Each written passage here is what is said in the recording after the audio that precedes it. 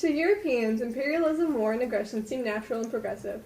It was with these concepts that Europeans confronted the people of Asia.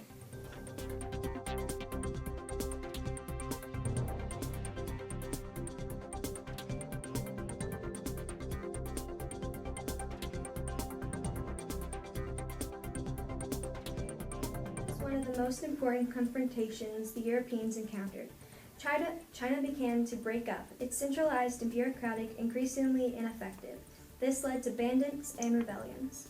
The Taiping Uprising was a peasant rebellion in which they strived for a redistribution of land, equality for men and women, an end to foot binding, end to prostitution, and an end to opium smoking. The self-strengthening movement was the process that China took to strengthen itself once again.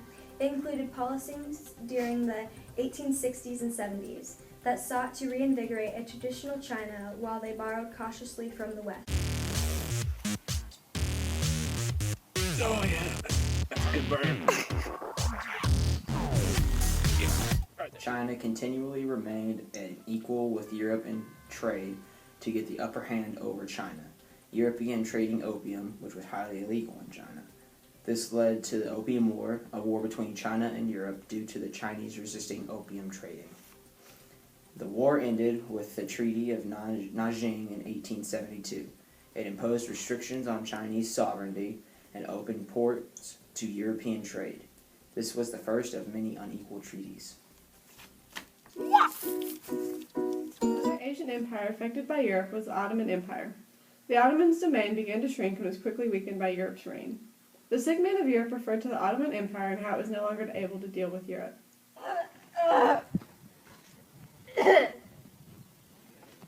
Diseased buffoon, right? What's wrong with her? God, why don't you go wash your hair with rainwater, because that's all you can afford. Ottoman reforms began in the late 1800s when Sultan Suleiman III sought to reorganize and update the army and drew on European advisors and techniques.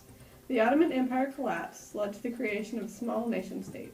Japan experienced the same aggressive force of the West, like the Ottomans and Chinese, but the outcome was different. Before European involvement, Japan had nearly 2 centuries of peace within the Tokugawa Empire. However, within 250 years, that changed greatly. For example, the samurai quickly transformed into the administrative class. Like China, Japan had little trade contact with Western powers. In 1853, this changed when Commodore Perry traveled to Japan and demanded humane treatment for castaways. Having witnessed this with China, they reluctantly signed the unfair treaties. This triggered a brief civil war, and by 1868, there was a political takeover by a group of young samurai. They claimed they were restoring power to a young emperor named Meiji. This is known as the Meiji Restoration. To achieve national unity, they made an attack of the power and privilege of the daimyo and the samurai.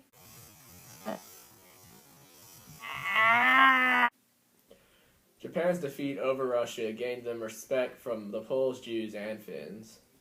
While the Poles, Jews, and Finns praised Japan for relieving them from Russia's cruel grasp, Japan was mistreating Taiwan and Korea.